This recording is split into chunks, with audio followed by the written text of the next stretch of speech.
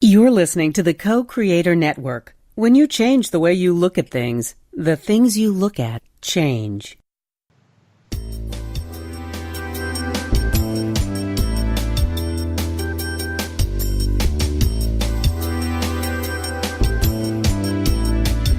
Good afternoon. Welcome to Why Shamanism Now, a practical path to authenticity, with your host, Christina Pratt, Director of the Last Mask Center for Shamanic Healing. She's talking about how shamanic skills can bring us to physical, emotional, mental, and spiritual well-being, especially when nothing else can. Now, here's your host, Christina Pratt. Hi, everyone. Hi, Shamanism Now. I'm Langston Kahn, a senior teacher of the cycle teachings, and your host again for this week's episode, which is part 2 of our series on the cycle of transformation. So this week we're going to be talking about Dance of the Shadow Self, the Year 2 retreat. And we have 2 students of the cycle teachings with us today who have graciously volunteered to share a little bit about their experience moving through Year 2 of the cycle teachings and the deep shadow work and birth of their inner warrior that work requires. So we'll start with some prayers. Just take a moment to call out to your ancestors and my ancestors, those good and true and beautiful ones, those luminous ones who hold the blessings and the medicine of our line and want only the best for us, want us to have joy in our life, want us to bring all of the medicine that they dreamed us into existence to bring to the people. We call out to the non-human ancestors who dreamed our ancestors into existence, those plants and animals and sacred elements and sacred directions and the spirits of the land. Please help us to surrender to our own true nature. We give gratitude to the earth and the beauty and wonder and majesty of its dreaming. And we take a moment to feel that gratitude in our heart and send it down deep to the center of the earth. And we move through all the layers of the earth until we reach into that place where things that draw their power from darkness live, that deep darkness of restoration and nourishment and replenishment and repair and soothing. And from that place of stillness and solitude and silence, we draw up the wisdom of manifestation in all of its diversity, in all of its harmony and balance. And we bring that energy of replenishment into our body. And we also feel suffusing us a sense of belonging to our ancestors, to this time we chose to come here, to our human family. And we draw up a deep sense of responsibility for what we have come here to do, so that we can do it in a way that allows the ones who are coming to have all of the resources they need to do what they're coming here to do. And in doing so, we reweave the very fabric of the universe. Let the earth remind us again and again how to step into true spiritual adulthood, so we can stop allowing children to be born without elders, and we can live lives where we feel how much our lives matter, lives of legend in which we write new stories for the people. And holding that vision in our hearts, we call up to the highest power of the universe, and we draw down those energies from above of protection and blessing and generosity and purification. And as we feel this energy moving into us and down through us back into the earth, we feel these legendary lovers mixing within us, the heavens and the earth, the sky and the earth, letting us remember that each moment is an opportunity for us to move as an expression of this legendary love. And as these energies mix and merge in our heart, we allow them through that diamond at the center of our heart that holds all of the self that existed before any expression and all the self that will always exist, that can never be harmed. We let this beautiful energy refract and reflect through the prism of our heart, shining our heart's unique radiance out. We just take a moment to feel that sense of our unique radiance shining out into the world. We all have all that we need to share our love of the world in the form of the unique gifts of our soul's purpose. And as we move in our gifts into the world, we be in right relationship with our inner crazy woman and our inner warrior, as we learn to come into a relationship of deep reliability with our emotions, so we can trust our authentic emotional response and respond fully to whatever the moment is calling from us. Help us to honor the vast flow of all of our emotions and learn to trust our hearts again, so we can center ourselves there as we move our gifts into the world. So year 2, Dance of the Shadow Self, is really all about recognizing that as soon as we begin to move into our authenticity in year 1, we start to have a lot of fear come up, or at least most people do, about all of the aspects of us that are kind of stuck in the shadow because we put them there. And I think it's maybe useful to define shadow a little bit, because there's a lot of definitions. It's almost become a buzzword right now. But so in short, when I talk about shadow, what I'm talking about is a sort of archetypal landscape that exists within ourself and also within the collective unconscious in Jungian terminology, that is a place where we lock away parts of ourselves that we have judged or felt ashamed of, or that someone else in our life told us was unacceptable or too much. And so we put that part of ourselves away in our unconscious because our mind thinks, if I embody this part of me, I am going to die. And so the mind just shoves it away, throws away the key, doesn't give it a trial or anything. It's just like locked in the dungeon. And then that part of us, understandably, is a little resentful. And the only way that part of us, or those parts of us, can express themselves in our life, because they're still held in our body, they're still watching our life from the sidelines. The only way they can express themselves is through patterns of self-sabotage or intense fear or intense attraction. And so we might talk a little bit more about those aspects of the shadow later, but I just want to get that definition out, that so these are perfectly beautiful, authentic parts of ourselves that have been locked away, and as a result, like any child that gets locked in a dungeon and kept there, they become a little bit monstrous and twisted. And so then what happens is, in this process, we're in part asked to rescue these parts of ourselves and transform them into true allies so we can bring them fully into our lives. And so in the work of year 1, we're forced to really learn how to deeply and effectively transform and start working with our life as a teacher. But we get to the point where we reach these selves that have been locked away, so we can no longer access them through our mind or even through our clearing skills or our emotional skills. What we need to do is learn how to truly rescue and free these energies so they can become the allies they're meant to be, and then we can integrate them. And so in doing this, we see how shadow energies bind our hearts. So we begin to free our hearts of those bindings so we can awaken the courage of truly feeling our life in a deep way. We allow our life to begin to be real in our emotional landscape, and we begin to learn, as I was saying in the prayers, to trust our authentic emotional response. So when we have an expression of anger, we know that's authentic anger. That is showing us something about what we need to do to repair or restore our boundaries, and not just a projection based on an experience we had in the past. We begin to trust our deep grief and our sadness and be able to enter fully into them. And we also begin to trust our passion and our joy. And we begin to rescue our sexuality and our creativity and our sense of humor. There's just this rich emotional flow that starts to come online as we free all of the energy that's bound up in the shadow. And this is what allows us to have the courage to start becoming emotional adults. So I'd like to introduce Dre, we have here, and Firelight, who are 2 students who just went through year 2 of the teachings. And so just to go backwards a little bit, I'd like to start by asking you to, what led you to the teachings in the first place? What made you decide to just go to masks before you even knew about shadow self necessarily? Hi, everyone. This is Dre. I'm very happy to be here. So for me, I remember hearing Why Shamanism Now for the first time and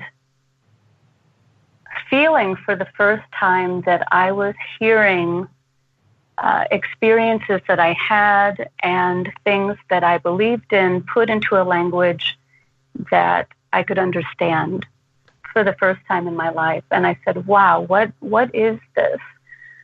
And the more that I listened to Christina talk about shamanic practices and the way that those can be used in our own personal healing and to transform our lives, the more I felt a sense of urgency, really, to begin this work, that there wasn't any time to waste, that I'm going to be 45 years old, and I said, you know what, it's time to do this now. It is time to bring a new set of skills into my life that will serve me better to do what I want to do and to be the person that I want to be. So that's how it all started. Beautiful, thank you. And Firelight. Hey everybody, this is Firelight. For me, it really started in earnest in 2010. I had struggled with depression for about 10 years and had been on psychopharmaceuticals during that time to manage the symptoms. And it was a moving back to my hometown in 2010 that really allowed me to reinvent myself and figure out what kind of an adult I was going to be. And it was in that moment I kind of chose to take responsibility over my own soul, I guess, as Christina would say. And I made that agreement with myself that I would start learning the tools that I needed to heal what I knew was kind of broken beneath the masking of the medicine. And it really, one thing led to another. And I found myself in Christina's energy body mastery, or I think at the time it was called actual energy clearing class up in Seattle. And I just immediately took to the work. It was really powerful, and just in a 2-day time frame, it led to a much deeper sense of healing than I had experienced elsewhere. So I decided to pursue the teachings. Excellent. And I'm curious if maybe you could start, Firelight, if you could just share a little bit about where you were at the end of year one, sort of like what you were noticing transforming in your life, what you were noticing still felt a little stuck as you were going into year two. Sure. So you had to. Well, it was, year one was a lot of big change. It was moving to Spain and living on a farm for a while, and all the adjustment that comes with being in a new place in a foreign culture, which really helped me let a lot of parts of myself die that needed to die through that birth and death process that happens in year one. And, I came back to Seattle where I live, and after that experience, and I felt like a new person stepping into a new set of circumstances. And I think that's when a lot of my emotional issues around fear and shame really started to come to the forefront, because the other inauthentic life expressions were kind of gone to distract me. If that makes sense. Yeah, absolutely. What about you, Dre? So I agree with Firelight completely. It was a remarkable year for transformation, and also really remarkable in how my life worked to push me forward.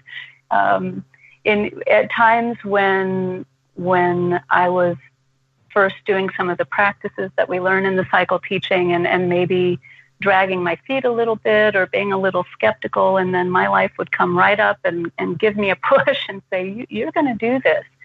And for me, by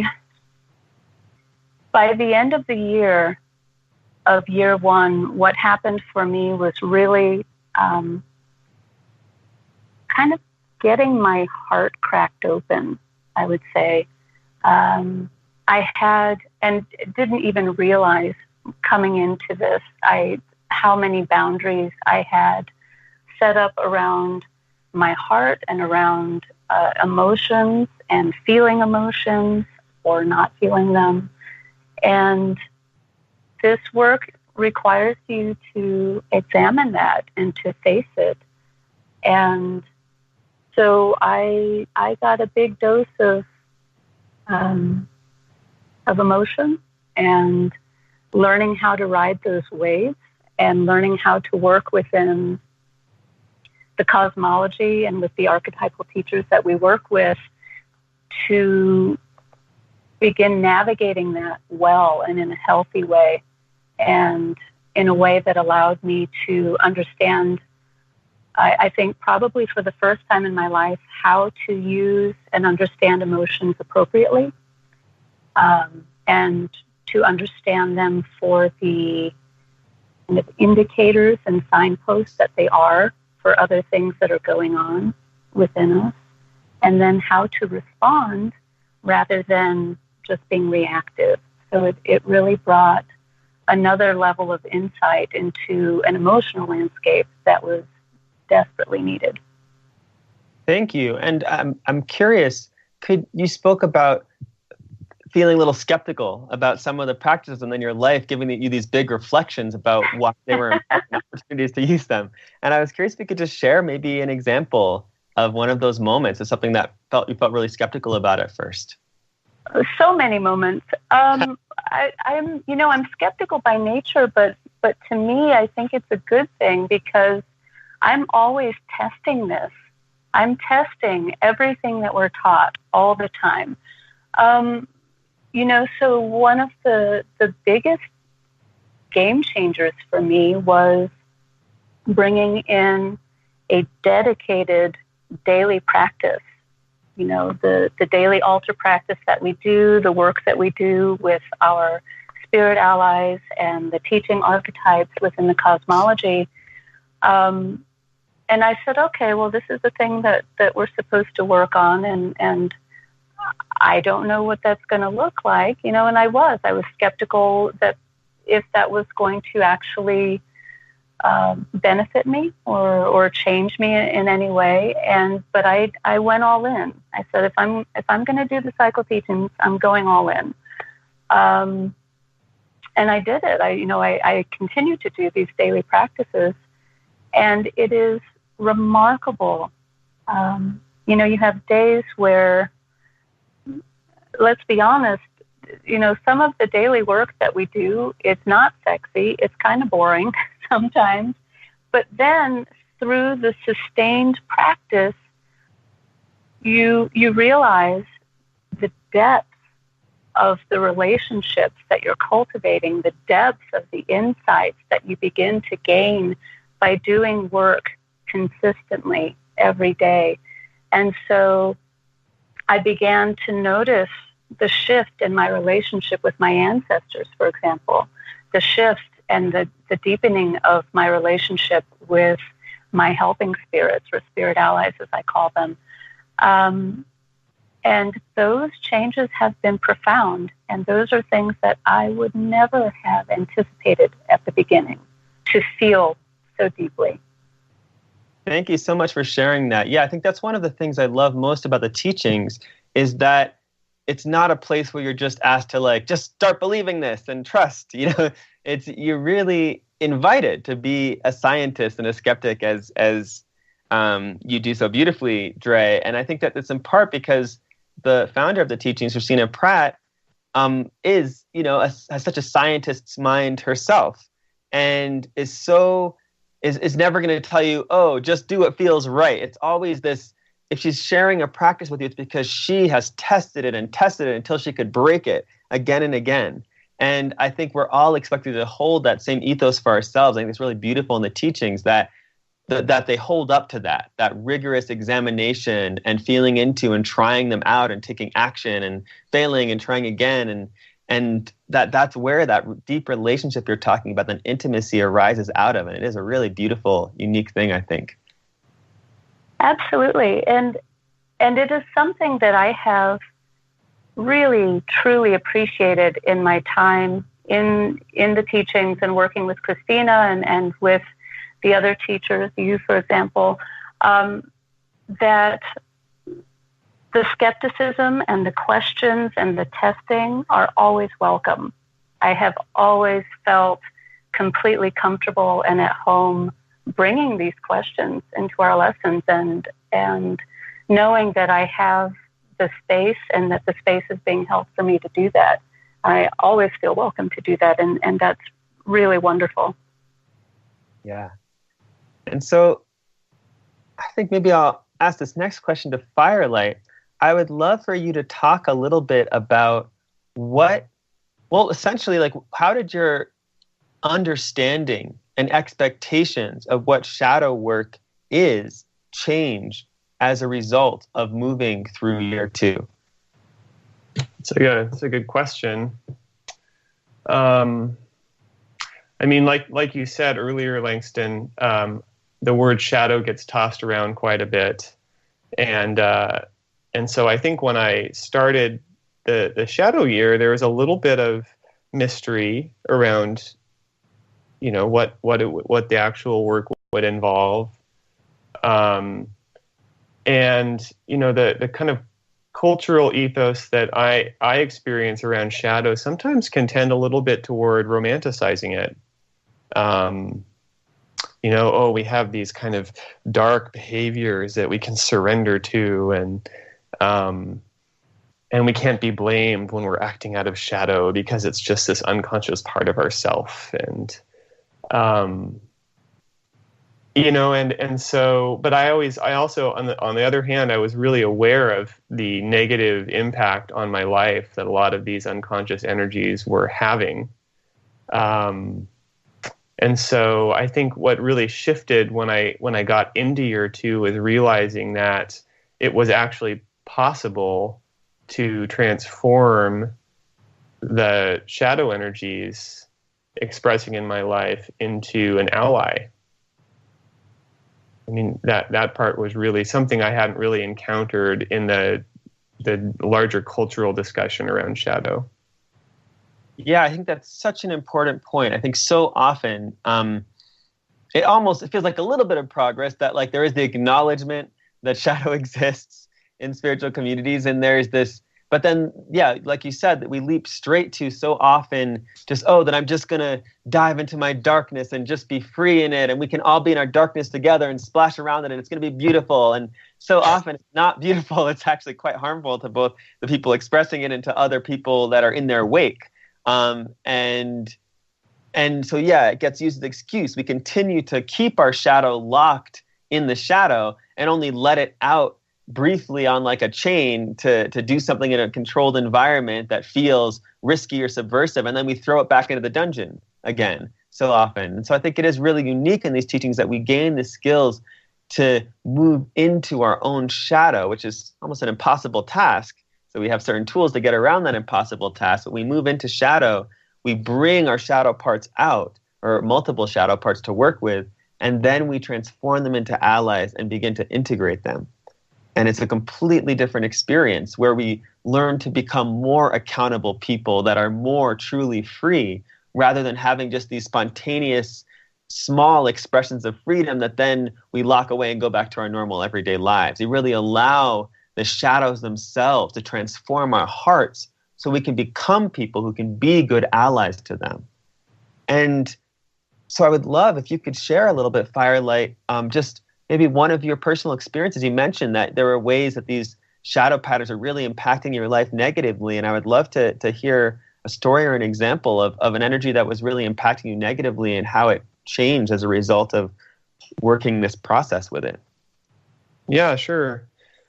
One of the things I worked a lot with in my shadow process this year has been around relationship with power.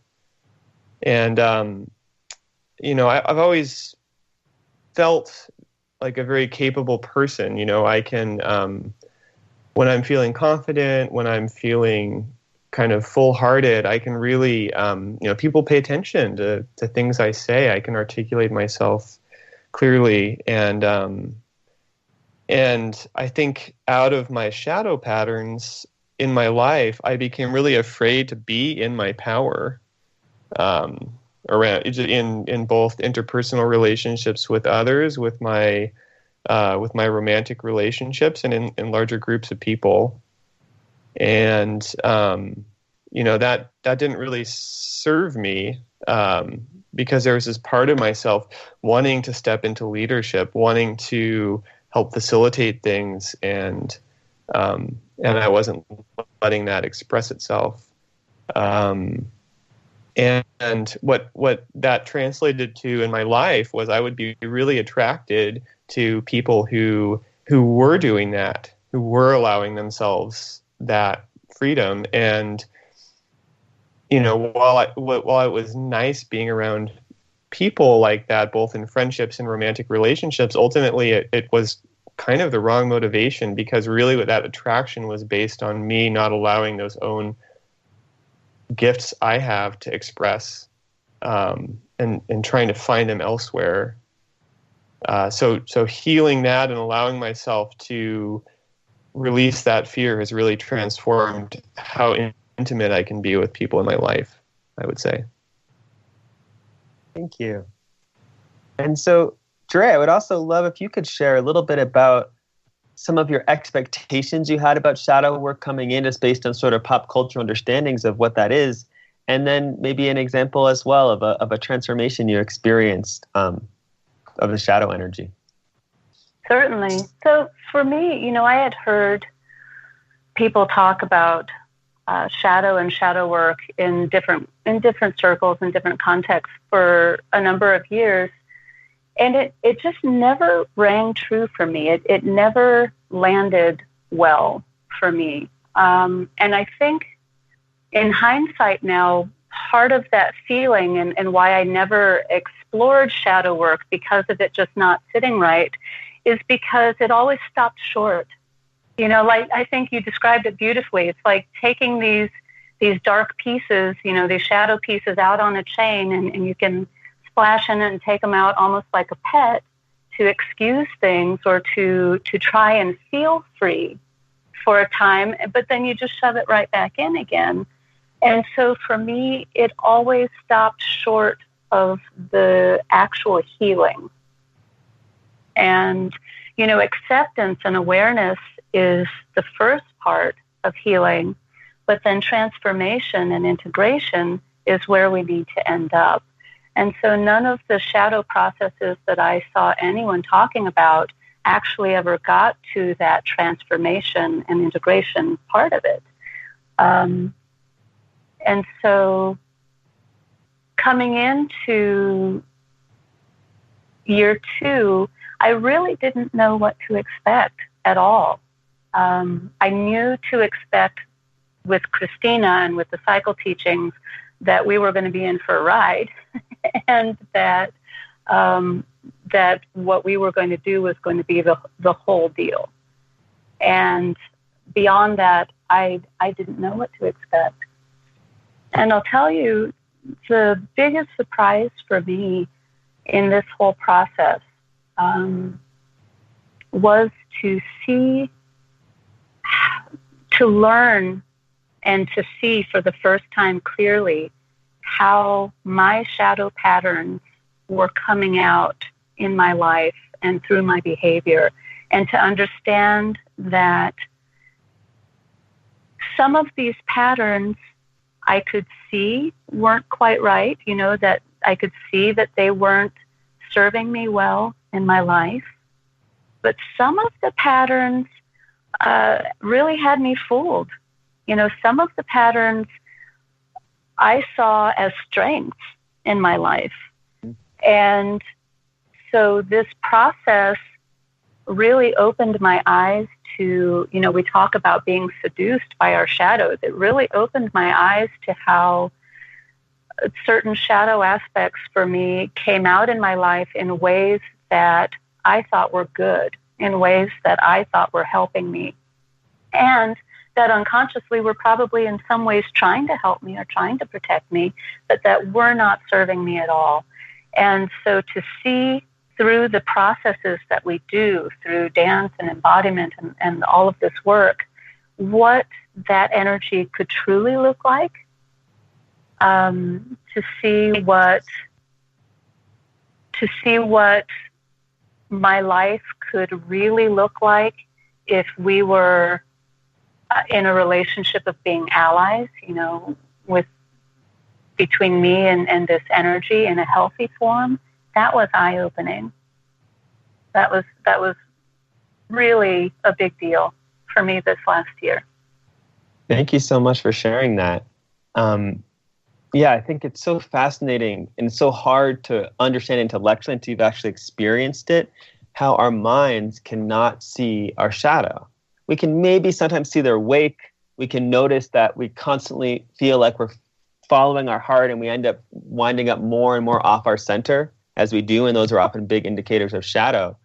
But to really understand with our whole hearts the actual patterns is almost impossible for our minds to do until we actually engage a deep shadow process, because our minds are the ones that put the shadow in that dungeon in the first place, or put these parts of ourselves in the shadow in the first place.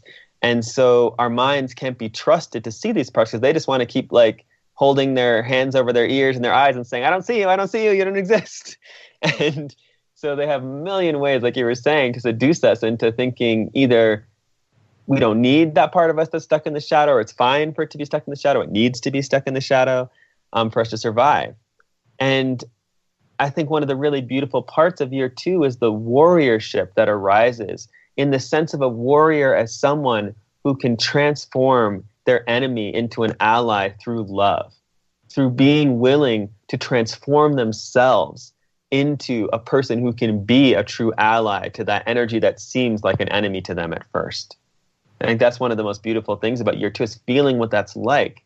And then the ability that gives us to move out into the world and do that in our lives with other people, with other experiences we're having, that ability to develop a certain integrity of heart that allows you to enter into discomfort in a way that allows you to grow and change, while also discerning when things do need to just, transform through death and just be cut out of your life or just no longer be done. But understanding when is the time not to just, blow up your life and start again, but actually to sit with something until it transforms you and it no longer is an enemy.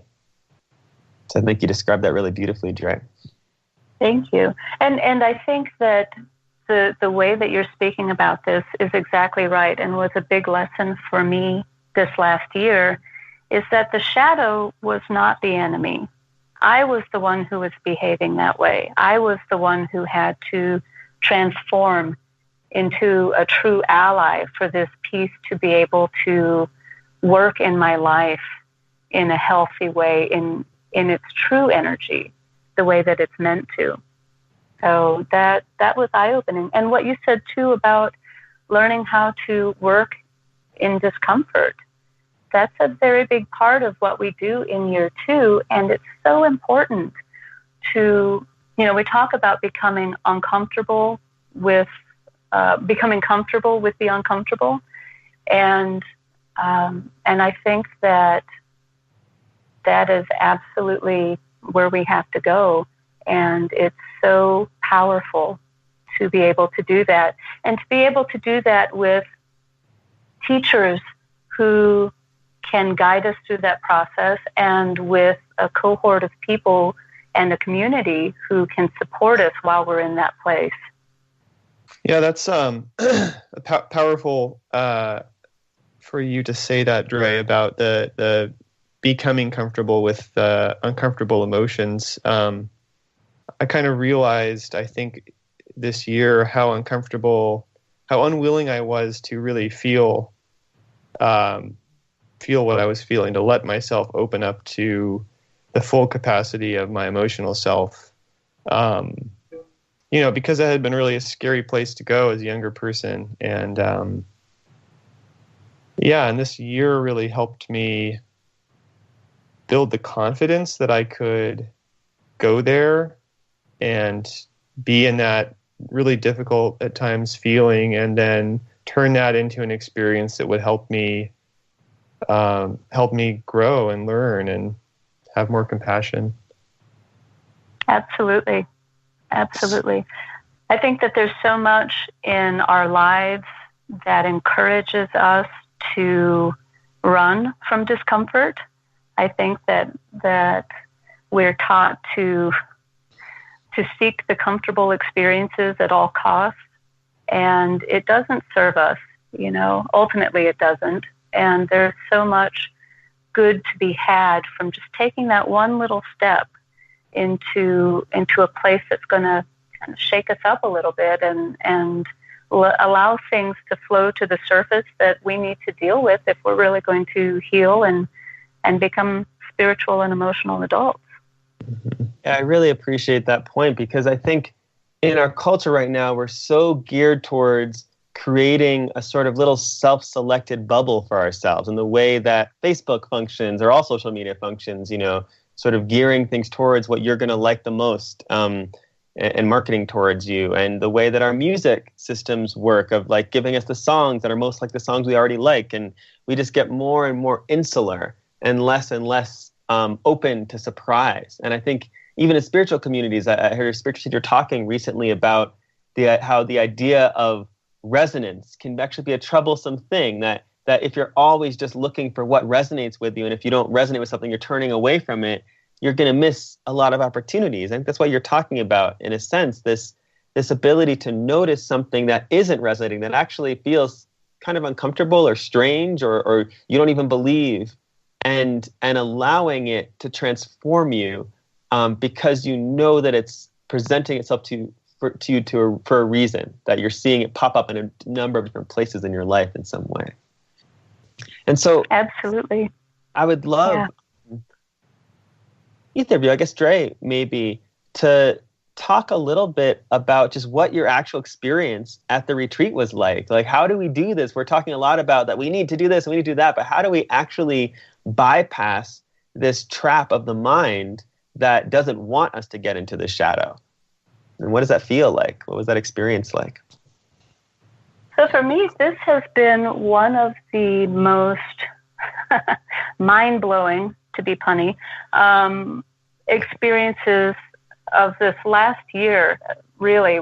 And it is the work of using the wisdom of the body to carry us through the transformation. And it has been through the work of dance and embodiment, which we do so intensely at the retreats, and that we continue in our own time between the retreats. It's hard to describe, really.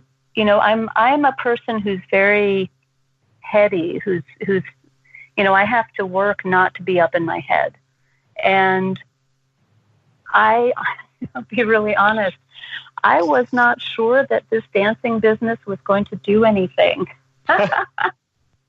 There's my skeptical nature again. I'm like, really? We're going to dance this, and I'm going to get information from this? And the answer is yes. The answer is, shouting from the mountaintops, the answer is yes. It is hard to describe, but the information that comes up through movement and motion and the somatic felt sense is incredibly powerful. There is nothing else like it. And there is no other way. I'm convinced now, having gone through this year, there is no other way to do this work, because your mind cannot do it by itself. And one thing that I love about the teachings and about how they are presented is that we're not taught to discard the mind. The mind has a purpose and it has a function and a place. It's necessary. But we are taught how to use our analytical skills at the right time and in the right way, and how to use our somatic wisdom and our felt sense at the right time and in the right way. And bringing these two things together then allows for a transformative process that cannot happen any other way. And it just still, I think about it, and it is stunning and fantastic. Thank you. And I'd love to hear if you have anything to share, Firelight, about your experience. And maybe sharing about a different process than the dance. Yeah, I guess I can talk about, I totally agree with what Dre's saying about the dance. It's been a really powerful tool, and one that I was originally very resistant to using.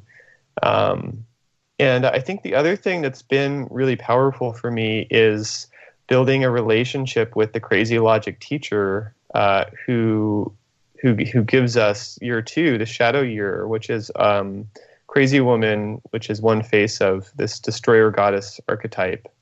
And I think, talking about pulling ourselves out of comfort, or at least exposing ourselves to situations that are uncomfortable and challenging and push us to deeper places, having a daily or a weekly relationship with a destroyer goddess can oftentimes be very uncomfortable. And I think the practice, the thing that I really grabbed onto about what Christina said in how to live between the retreats is just ask for the next step or the next 2 steps, and don't worry about knowing how your entire process is going to unfold, which is actually impossible. And that process of going to Crazy Woman and asking about the next steps and doing them, whether or not I fully believed or understood how they would work, now has resulted in an entire year of taking those steps. And looking back, they absolutely have been these incredible teachings at moments when I really needed them in my life. So, building that trust, I would say, with, a non-human teacher has been a really important aspect of this year for me. Yeah, thank you for sharing about that. I think that was definitely extremely impactful for me.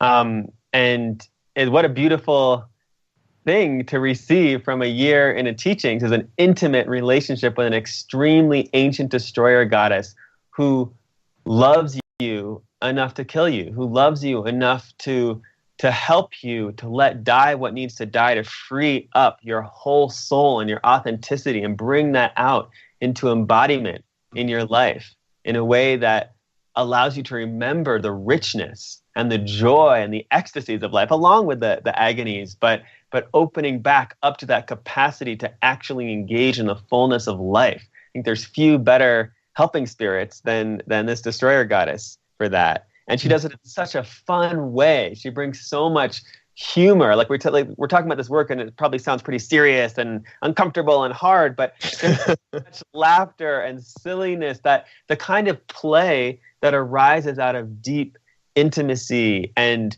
deep heart-bearing soul work that allows for the freedom of your humor and creativity and sexuality to come through.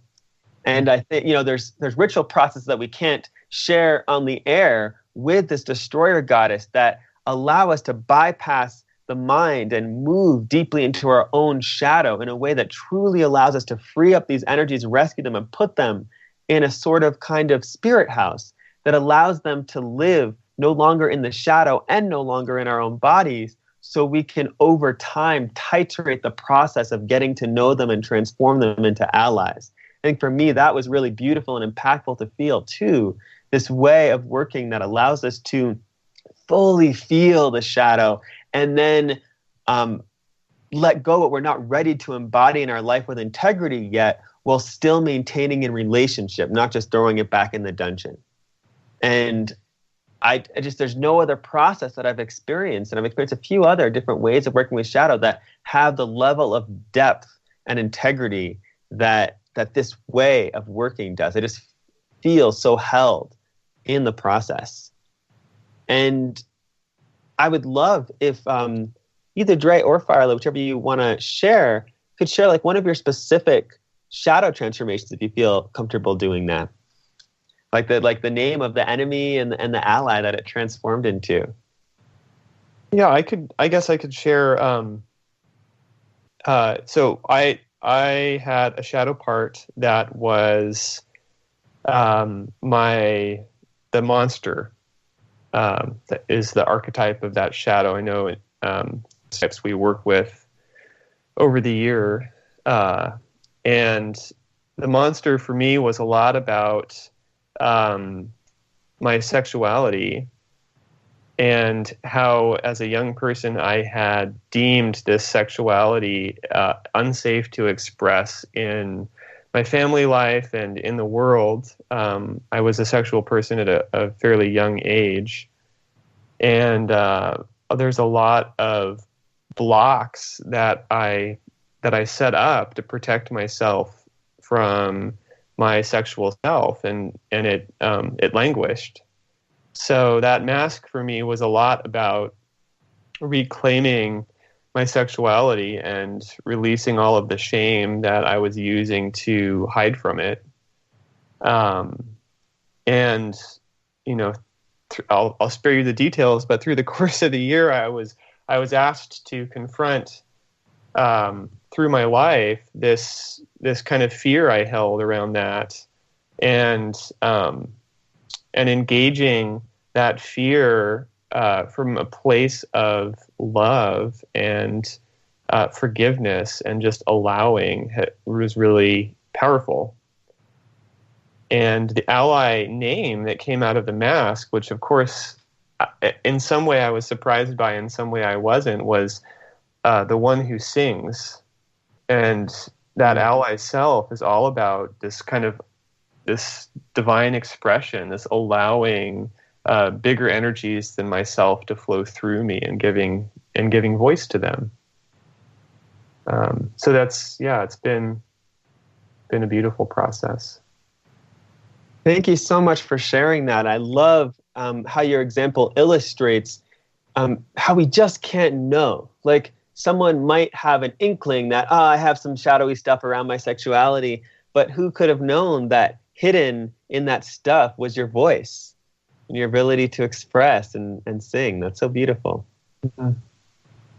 And so, I mean, I guess I can also share one of my transformations a bunch of years back now, but it really stuck with me because I was at a point in my life where, as a queer Black man, I had spent a lot of my life having crushes on people that had no desire for me, and then really struggling eventually to even have crushes or feel desire at all. It kind of just all went into the shadow and got put away because it had been so painful and hard, just growing up in the community that I was growing up, being who I was and having the desires that I did.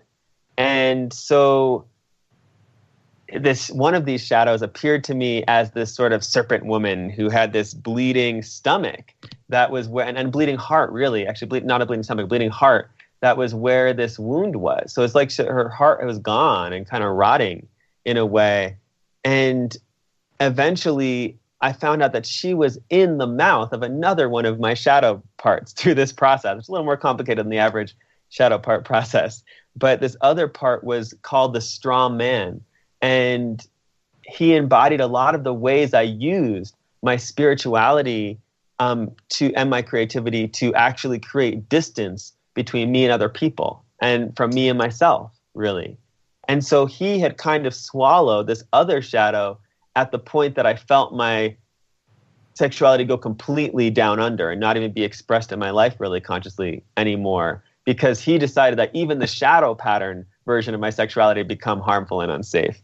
And so over time, working this process, I think one of the other unique parts of our process, we don't just work with one shadow part, we're working with 4 shadow parts at least through this process, and they all inform each other in different ways and really help each other to all come out through your work with them. And eventually that strawman archetype became the architect, who was this force that was able to create containers in my life for the expression of my love and my gifts and my power, versus using that, my love, my gifts and power, to separate myself from others. And then eventually the serpent woman was able to transform into something I call the diva goddess, who is all about these deep ways of honoring others' beauty and my own beauty. And within 2 weeks after the last fire ritual of that year, I was in the first real intimate long-term relationship I had ever had in my life, because it's like my ability to love and both act on my desires with confidence had come back online.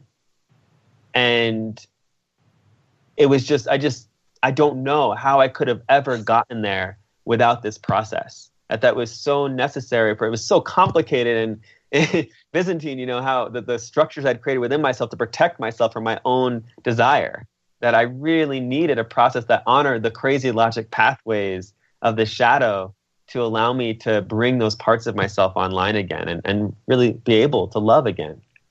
And I wonder if there's anything that you would like to share, Dre, in your own experience of any of your transformations and how they changed your life a little bit.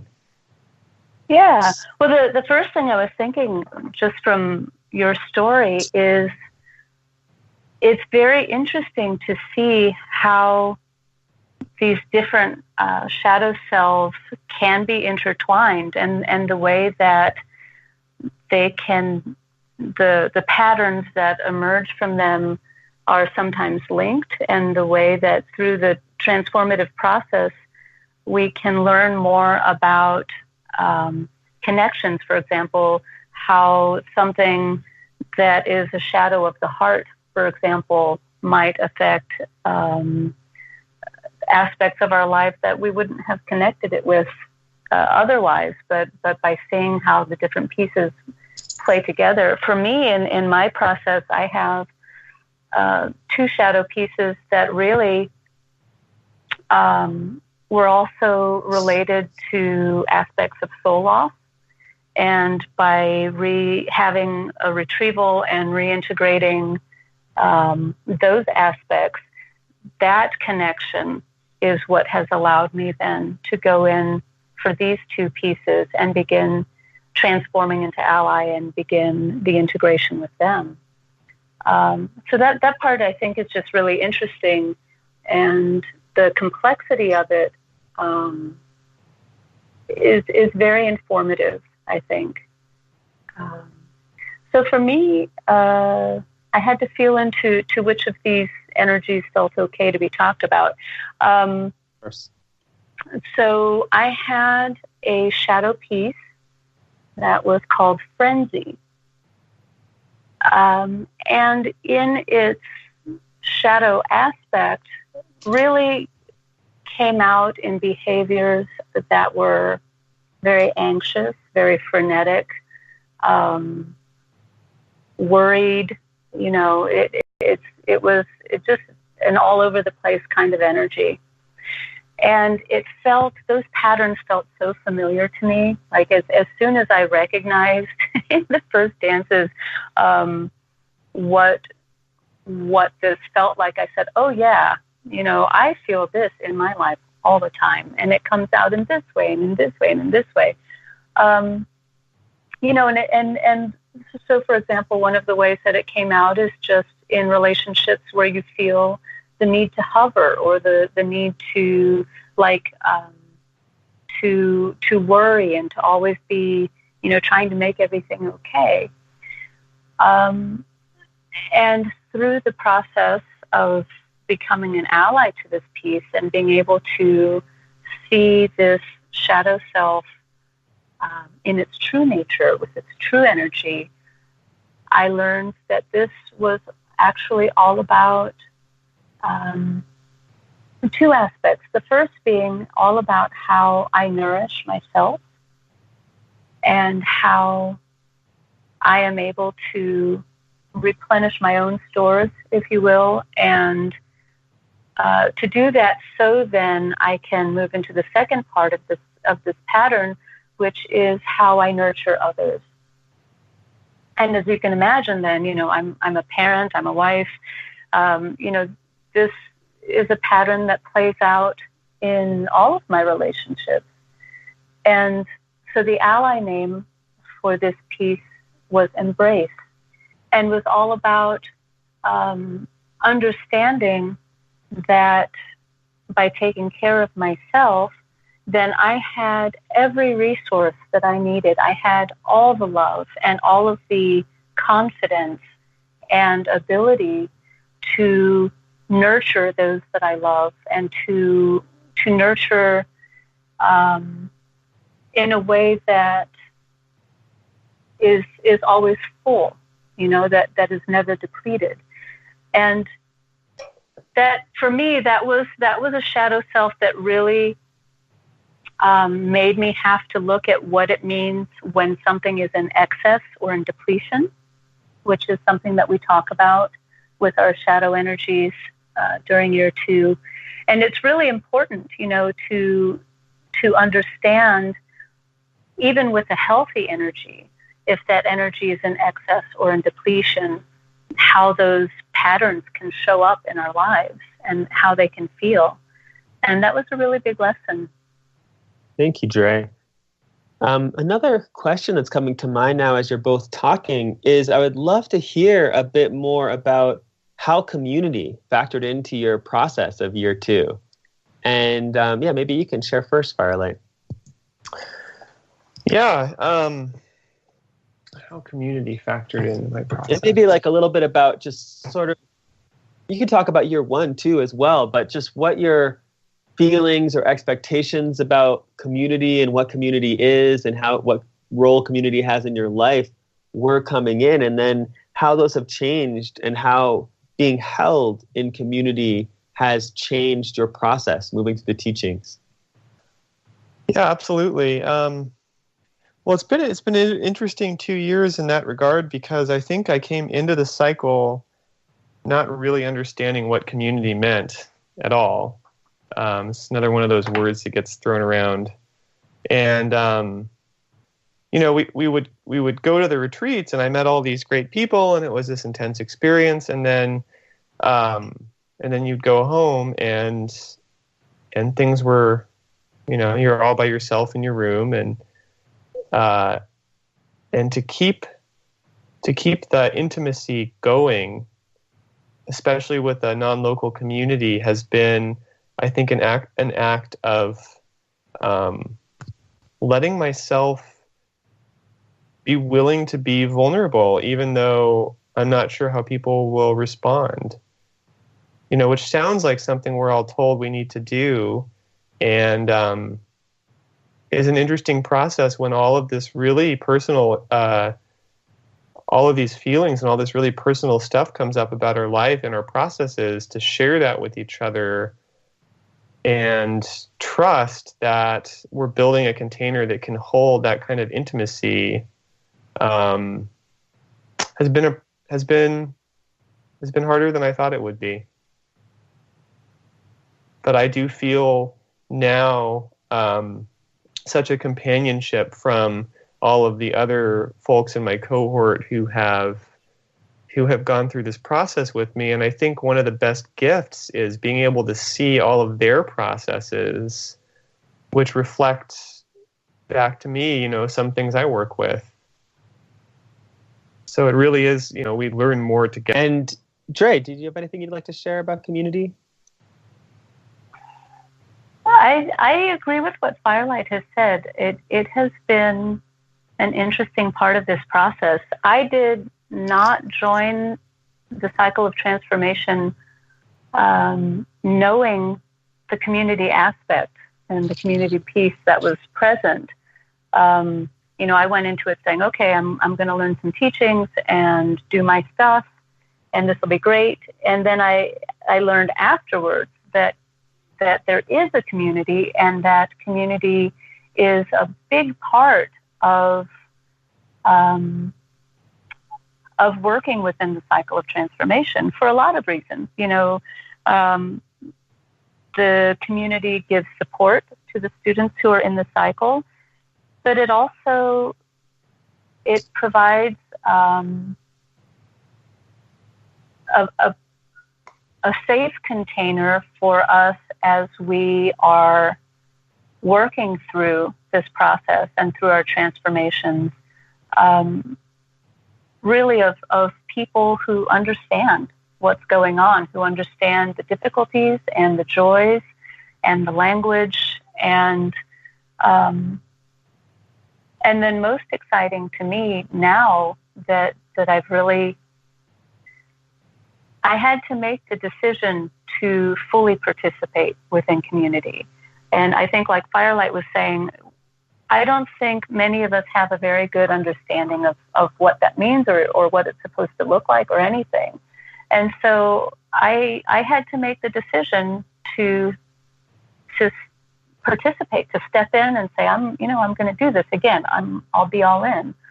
And now, coming through year 2 and working more closely with the community, I'm getting really excited about seeing the potential for what the community can do and bring to the world. And that's been really nice. Yeah, I appreciate you sharing that, Dre, because I think it's important to remember that we're not just doing this shadow process for our own personal transformation. That's a huge part of it. And as you've heard from all of us, it creates these dramatic, pretty radical changes in our lives that have, for most of us, drastically improved our lives and our relationship with ourselves. But I think for those of us who are looking at the world, after we've done a shadow process, we begin to see how much of the dysfunction in our culture and around the world is informed by a lack of people having tools to do this type of work, that so much of violence arises from the denial of the self. And one of the most extreme ways we can deny ourselves, aside from, soul loss, is by putting parts of ourself that we need to embody our authenticity and our purpose in our unconscious, in the shadow, and depending on other people to reflect them back to us, mostly through our own projections that we make onto them or through our desires towards them in ways we want to manipulate or use or take from them what we have put away in ourselves. And so I think this year 2, is one of the biggest changes in my own ability to just show up in the world as a more reliable and accountable person. And yeah, I would love if there's anything else you would like to share about that, Firelight, just how this year impacted your ability to show up in the world. Yeah. Well, it certainly has. I've been chuckling recently because the result of the first year for me was kind of throwing my entire life in the garbage to some degree. I was in a job that was that I was experiencing as very as toxic levels of responsibility and anxiety, and it was not a great situation. And so I left for 3 months and reset everything. And now I find myself in a similar job, doing similar work, living in a similar neighborhood, but it's completely different because I'm showing up as my full self, or a fuller version of myself, and I'm able to approach responsibility with a lot more compassion, and I feel like I'm not reacting as much, and it feels right, whereas before it really didn't. Thank you. And is there anything else you'd like to share about that, Dre? I would say that for me, coming through this year, I think for the first time, we all have, for our whole lives, we all have the feeling of who our true self is inside. We see glimmers of it, and there are times when there's not so much static, when we can really feel that aspect of our authentic self and our true self coming out. But it's really been coming through this year that I feel that I've been able to see for the first time the very real possibility of what my life can look like and be, living that and actualizing that in the world. And it's something that I deeply appreciate, that Christina always says, that all of this transformation is great. What are you going to do with it? That these skills that we learn and these processes that we go through are wonderful. And now we put it into action. And I am seeing for the first time now, I think, coming out of this year, and especially working with by transforming these shadow selves and really having so much deeper insight into what some of my patterns were and what they were meant to be, that it is a tremendous sense of possibility. And not only of possibility, but of that possibility being real close for the first time, of being authentically in the world. And it's very exciting. Thank you.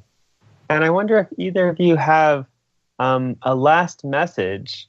We can start with you, Firelight, just that you would give to people that are thinking about coming to enter into the teachings and try Masks of Illusion, the Authentic Self this year, perhaps. Yeah. I would say it is there. I have found no more effective tool to move myself towards the person that I know I can become. And I'm saying a lot because I've tried a lot of different modalities, but I have really found the teachings to be original and spirit-led and robust. And, Christina's double Capricorn certainly helps bring them down into something that is really practicable in your everyday life. And it's a big commitment, and it's very challenging. And I would say it has been completely worth it for me. Thank you. Mm-hmm. I agree. It is a big commitment, and it is very challenging. And I will admit to bumping into a lot of fear over the last 2 years regarding whether or not I could actually do it. Like with the shadow self, I didn't know really anything going into it. And I would ask, oh gosh, can I actually do this? I don't know what I'm doing. And the thing that I realize over and over as I go through each step of these teachings is that if you do the work, and if you if you show up and you do the work, you can do it. It is possible, and you don't have to see what's coming around every bend, and believe me, you won't. But you do it one step at a time, and it works. And that has been, for me, the most remarkable part of this, is that every step of this actually works. And when you go through that step, you're not the same person that you were the step before. And so it's not, Christina talks about the difference between a change, which is something you can change back, versus transformation, which means you are truly different. And this is the cycle of transformation. And it's really important to understand that it is doable and it works. And I love it. I think that's a beautiful note to end on. Thank you, Dre. And thank you, Firelight. It was so wonderful to have you both. I would like to let everyone listening know that if you're interested in shadow work and want more information, there's a lot of shows on shadow in the archives. You can just go to whyshamanismnow.com and type in shadow in the search bar, and a bunch of shows that you can check out will come up that are really wonderful. And if you're interested in coming to Masks of Illusion and the Authentic Self, it will be June 2nd to 7th this year at El Rancho Robles in Oracle, Arizona, and we would love to have you. So thank you, everyone. And next week, we'll be talking about year 3, Sacred Self, which is all about dissolving those stories about what it means to be a man and what it means to be a woman and how we're allowed or not allowed to use our power based on our gender identity. And these false cultural stories around gender that get in the way of our experience of our innate divinity and how we can work with those in a good way. And so we'll be talking with some students who have gone through that year recently about their process. Thank you, Langston. Thank you, Firelight. Thank you both. Yeah, thank you.